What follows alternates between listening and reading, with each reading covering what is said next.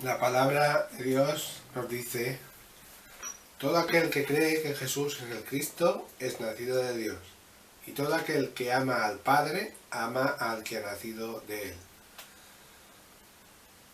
Estamos estudiando Primera de Juan, capítulo 5.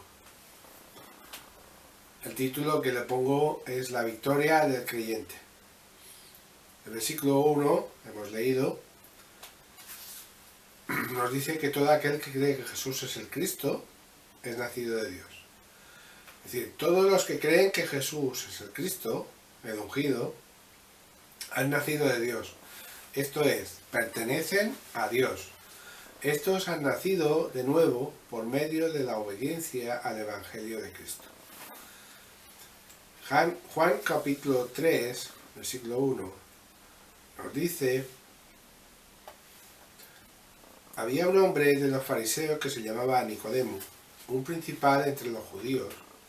Este vino a Jesús de noche y le dijo: Rabí, sabemos que has venido de Dios como maestro, porque nadie puede hacer estas señales que tú haces si no está Dios con él.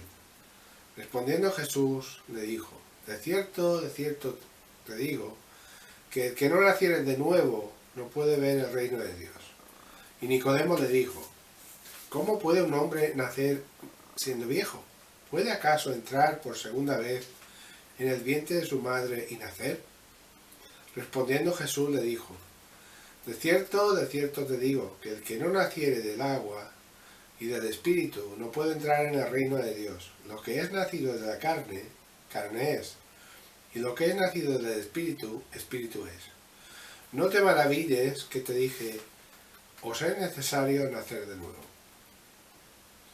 Esto es la historia que está en Juan capítulo 3, contando que Nicodemo, que era un fariseo, un estudioso de la ley, fue a ver de noche a Jesús porque quería saber más de lo que él estaba enseñando. Por eso Jesús le respondió que si uno no es capaz de hacer de nuevo, cambiar su vida, hacer un cambio drástico a su vida, un 180 grados, pues esta persona que no hace esto, no nace de nuevo y no cambia su sentido. Por eso, al final le dice: no te maravilles que te dije, os es necesario nacer de nuevo. Y en 2 Corintios 5, capítulo 17, nos dice: de modo que si alguno está en Cristo, nueva criatura es. Las cosas viejas pasaron, y aquí todas son hechas nuevas. Al cambiar, al nacer de nuevo, todas las cosas son hechas nuevas. Somos una nueva criatura. Y las cosas viejas pasaron, es decir, lo pasado está, y aquí somos hechos nuevos en Cristo. Si el cristiano ama al Padre, también ama al Hijo. Y si ama al Hijo, también reconocerá que Jesús es el Cristo, el ungido de Dios. Lamentablemente, muchos no han nacido de nuevo. No han nacido de Dios. ¿Por qué no aceptan que Jesús es el Cristo, el Hijo de Dios? Muchos argumentan que Jesús no es deidad. Y argumentar esto es ir en pos de la falsa doctrina y del castigo eterno. El cambiar de nuevo, el nacer de nuevo, conlleva un cambio y conlleva el dejar cosas que antes hacíamos, cosas donde antes estábamos, cosas que nos agradaban y que ahora no son agradables delante de Dios. Por eso hay que cambiar, y el cambiar conlleva una responsabilidad. Esa responsabilidad es nacer de nuevo, cambiar nuestro sistema, cambiar nuestros métodos, nuestros hechos. Hasta a veces hay que cambiar de amigos o de familia. A veces esto conlleva esto. En versículo 2 nos dice, en esto sabemos que amamos a los hijos de Dios, cuando amamos a Dios y guardamos sus mandamientos. Si guardamos los mandamientos de Dios, también amaremos a nuestros hermanos en Cristo, es decir, a los hijos de Dios. El cristiano tiene la responsabilidad de amar a los hermanos, amar a Dios y guardar sus mandamientos. Los mandamientos de Dios nos mandan a amar a nuestros hermanos. En Romanos 12:10 nos dice, amaos los unos a los otros con amor fraternal, en cuanto a honra, prefiriéndoos los unos a los otros. En Filipenses 2, versículo 1 en adelante, nos dice, por tanto, si hay alguna consolación en Cristo, si algún consuelo de amor, si alguna comunión del Espíritu, si algún afecto entrañable, si alguna misericordia, completad mi gozo, sintiendo lo mismo, teniendo el mismo amor, unánime, sintiendo la misma cosa. Nada hagáis por contienda o por vanagloria, antes bien con humildad, estimando cada uno a los demás como superiores a él mismo, no mirando cada uno por lo suyo propio, sino cada cual también por lo de los otros. Por tanto, os dice que si tenemos comunión con Dios y con los hermanos, no tenemos que hacer nada por contienda o por vanagloria. Tenemos que hacerlo con humildad, estimando a cada uno a los demás como si fueran superiores a nosotros. No mirando a cada uno por lo suyo propio, es decir, no mirando las cosas que tienen para nosotros envidiar esto y para nosotros querer esto, no, sino cada cual mire por los demás y agradezca a Dios por todo lo que tienen los demás. El versículo 3 nos dice, porque este es el amor de Dios, que guardemos sus mandamientos, y sus mandamientos no son gravosos. Este pasaje nos enseña tres cosas. Nos enseña, uno, cuál es el amor de Dios. Dos, nos enseña que el amor de Dios es guardar sus mandamientos. Y tres, nos enseña que los mandamientos de Dios no son difíciles. Con Dios todo lo podemos. El cristiano que no tiene el deseo de guardar los mandamientos de Dios hace de los mandamientos algo difícil de guardar, cuando en realidad no lo son. El cristiano, el hombre carnal, hace tres cosas.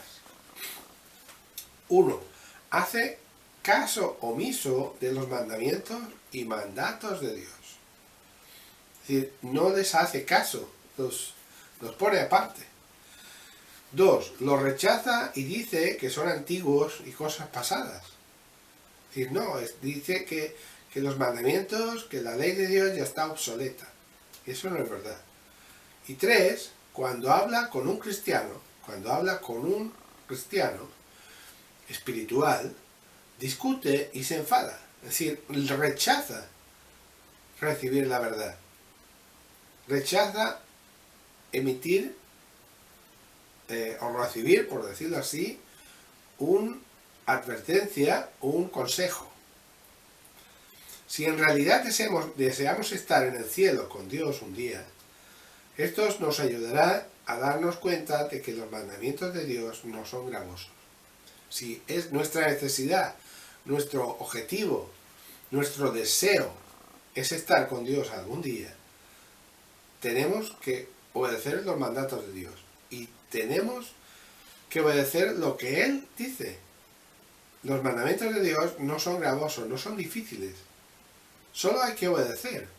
Dios sabe por qué lo ha hecho y por qué lo ha dicho. El versículo 4 nos dice, porque todo lo que es nacido de Dios vence al mundo. Y esta es la victoria que ha vencido al mundo, nuestra fe. Lo que ha vencido al mundo, y lo que vence al mundo, y lo que vence los obstáculos, es nuestra fe en Dios. Todos los que han nacido de Dios, los que han obedecido el Evangelio, pueden vencer al mundo, porque la victoria pertenece a los cristianos. La victoria pertenece a los cristianos. ¿Por qué? Porque Jesús venció al mundo, venció a la muerte, venció al diablo.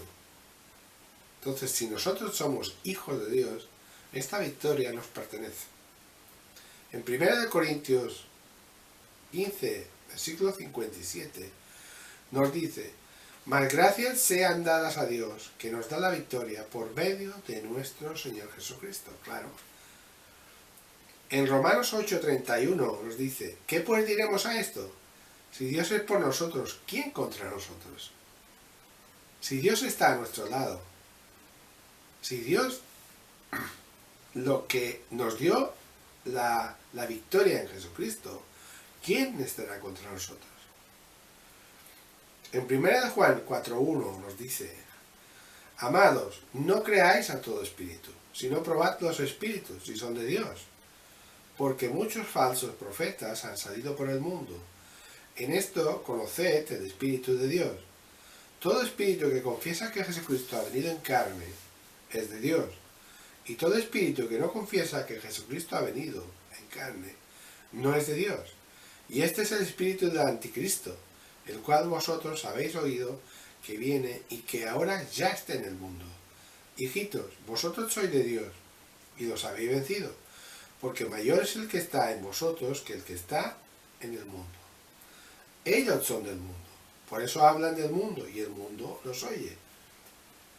Es decir, no tenemos que creer a todo espíritu, tenemos que probar los espíritus, tenemos que probar si la gente es de Dios o no es de Dios. ¿Por qué? Porque hay muchos falsos profetas, muchos falsos que han salido por el mundo, que están en el mundo y que están contradiciendo la palabra de Dios. Nos dice que si somos de Dios, nosotros hemos vencido al mundo, porque mayor es el que está en nosotros que el que está en el mundo. Nos dice que la gente que no está con Dios, ellos son del mundo. Ellos no forman parte de la familia de Dios. Dice, por eso hablan del mundo y el mundo los oye. Hablan de sus cosas. Nuestra fe en Cristo y en Dios es lo que nos ayuda a poder vencer al mundo. Por esto es muy importante que el cristiano nunca pierda su fe, sino más bien que mantenga y trabaje su fe siempre en Cristo. También recordar que si no hay fe, no hay victoria. Y si no hay fe, tampoco podemos agradar a Dios. Porque esto nos lo dice en Hebreos 11:6. Pero sin fe es imposible agradar a Dios, porque es necesario que el que se acerca a Dios crea que la hay, y que es galardonador de los que le buscan. Por la fe Noé, cuando fue advertido por Dios acerca de las cosas que aún no se veían, con temor preparó el arca en que su casa se salvase. Y por esa fe condenó al mundo y fue hecho heredero de la justicia que viene por la fe. Es decir, cuando Noé fue advertido por Dios acerca de las cosas que tenían que venir, aunque no lo entendía y aunque no lo veía, él con temor, es decir, con respeto, con obediencia, preparó el arca en que su casa, es decir, su familia, se iba a salvar. Y por esa fe, tal vez por esa fe, él condenó al mundo y fue hecho heredero de la justicia que viene por la fe. El versículo 5 nos dice: ¿y quién es el que vence al mundo sino el que cree que Jesús es el Hijo de Dios? Es decir, todos los que creen que Jesús es el Hijo de Dios son los que vencen al mundo. Necesitamos estar del lado de Dios y no del lado del mundo. Reconocer que Jesús es el Hijo de Dios es reconocer que Jesús posee la naturaleza, la esencia de Dios, su deidad. En Juan 1, versículo 1 en adelante nos dice: en el principio era el Verbo, y el Verbo era con Dios, y el Verbo era Dios. Este era en el principio con Dios. Todas las cosas por Él fueron hechas, y sin Él nada de lo que ha sido hecho fue hecho. En Él estaba la vida, y la vida era la luz de los hombres. Es decir, aquí nos está diciendo, nos está reflejando que en el principio el Verbo era con Dios, es decir, Jesucristo estaba con Dios. Y el Verbo, es decir, Jesucristo era Dios. Es Dios. Este es el principio de todas las cosas, ¿no? Y todas las cosas por Dios, por Jesucristo y el Espíritu Santo, todas las cosas fueron hechas. Y las cosas fueron hechas para Él. En Colosenses 2:8 nos dice: mirad que nadie os engañe por medio de filosofías huecas y huecas sutilezas, según las tradiciones de los hombres, conforme a los rudimentos del mundo, y no según Cristo, porque en Él habita corporalmente toda la plenitud de la deidad.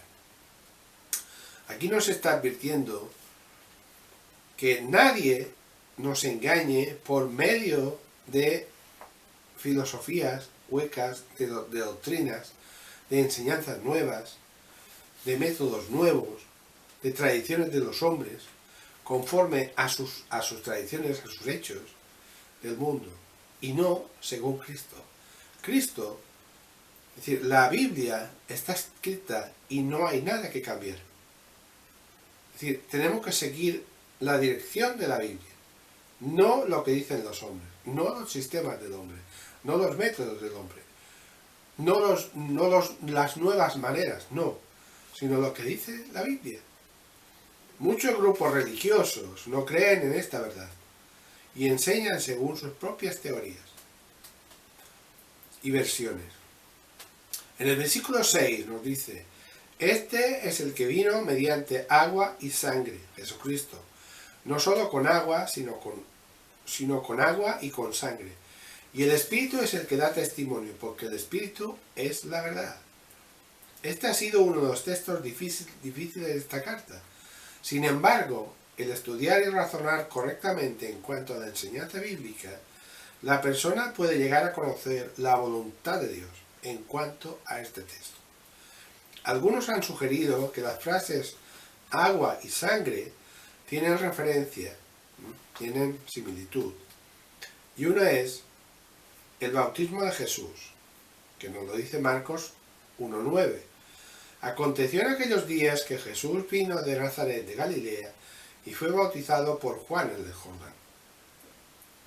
El 2, es decir, nos dice, y su muerte en la cruz en el Calvario, que está en Mateo 26 a 28.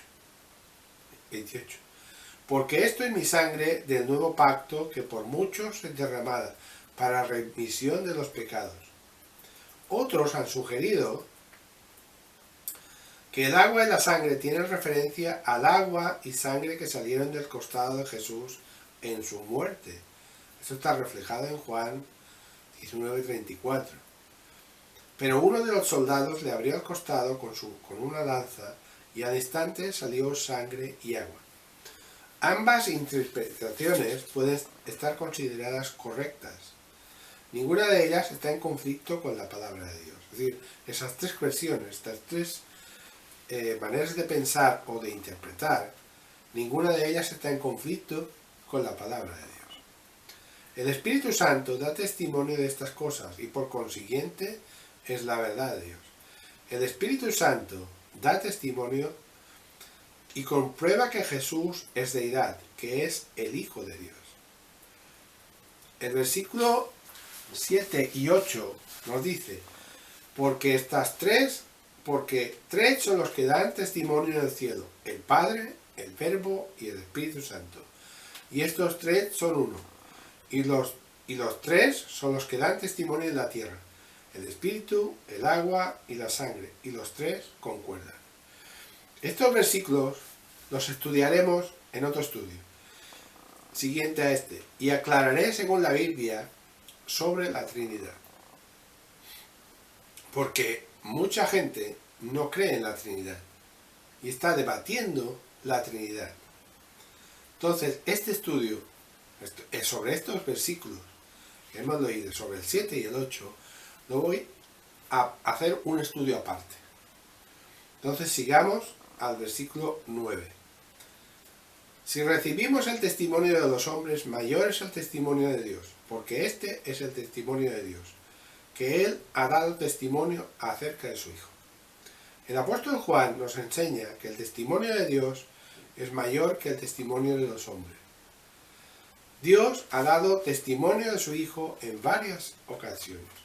En Marcos 1:11 nos dice: y vino una voz de los cielos que decía: tú eres mi Hijo amado, en ti tengo complacencia. En Mateo 17:5 nos dice: mientras él aún hablaba, una nube de luz los cubrió, y aquí una voz desde la nube que decía: este es mi Hijo amado, en quien tengo complacencia. A él oíd. El versículo 10 nos dice: el que cree en el Hijo de Dios tiene el testimonio en sí mismo. El que no cree a Dios ha hecho a Dios mentiroso, porque no ha creído en el testimonio que Dios ha dado respecto a su Hijo. Todo aquel que no cree en Jesús le hace mentiroso, porque no quiere aceptar el testimonio que el mismo Padre Celestial da a favor de su Hijo. La frase "el que cree en el Hijo" se encuentra en el tiempo presente, es decir, actual, no está pasado de moda. Es decir, estas enseñanzas que estoy dando, no hay nada que esté pasado de moda. Todo está vigente. Dado a que el Espíritu es el que da testimonio, entonces el testimonio del Espíritu Santo por medio de la palabra continúa en nosotros todo el tiempo, cuando creemos constantemente que Jesús es el Hijo de Dios. El testimonio que el creyente en Cristo tiene es la vida eterna, como explica el siguiente versículo. Versículo 11. Y este es el testimonio que Dios nos ha dado vida eterna, y esta vida está en su Hijo.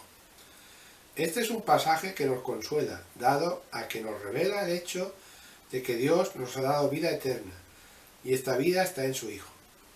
Si la vida eterna está en su Hijo, entonces, para que la persona pueda tener vida eterna, tal persona necesita estar en el Hijo de Dios. Esto es creer en Cristo. Para estar en Cristo, la persona necesita obedecer el Evangelio de Cristo, siendo bautizado en Cristo. Gálatas 3:27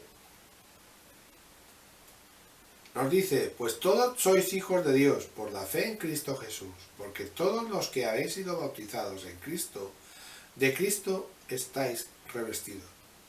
Y en Romanos 6:3 nos dice: ¿o no sabéis que todos los que hemos sido bautizados en Cristo Jesús hemos sido bautizados en su muerte?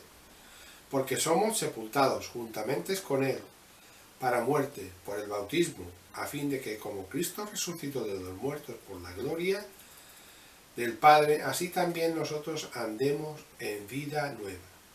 Esta es la única manera de que como la persona puede estar en el Hijo de Dios. Esta es la única manera.